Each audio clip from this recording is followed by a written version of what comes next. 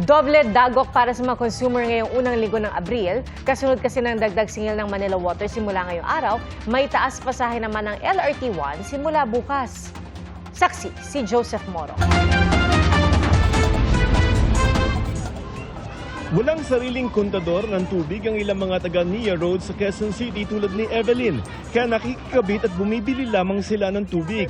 Ang isang kubiko niya bigay sa amin 100. Noong isang buwan, nasa 6,000 piso ang binayaran niya. Kaya para makatipid kahit papano, isang labahan na lamang daw kada buwan ang ginagawa nila ng kanyang anak. Gaya ni Evelyn, araw-araw ding bumibili ng tubig si Adrian. Ngayong araw, 35 pesos ang ginastos niya para pang-inom, panlaba at panligo na ng kanilang pamilya. Pero nag-aalala sina Evelyn at Adrian na magmahal ang singil sa kanila ng binibilhan ng tubig.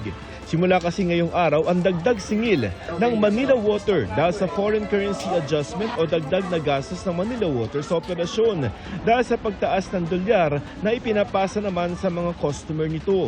Ewan ko lang kung pagtaas-taasan ulit kami.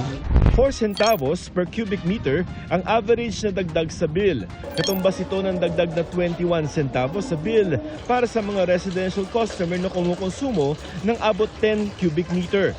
Sabi naman na nagtitingin ng tubig, titingnan muna niya kung malaki ang madadagdag sa bill niya bago magdesisyon kung magtataas din ng singil.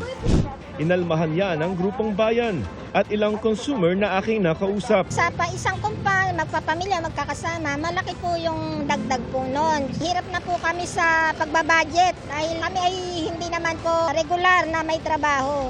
Pero hindi lamang singil ng tubig ang tataas ngayong Abril dahil magsisimula naman bukas ang fare hike sa LRT Line 1 na 5 hanggang 10 piso. Wala namang inanunsyong dagdag sa MRT 3 at LRT 2. Habang nakabinbin pa rin naman ang 2 pisong hiling na provisional increase ng mga jeepney.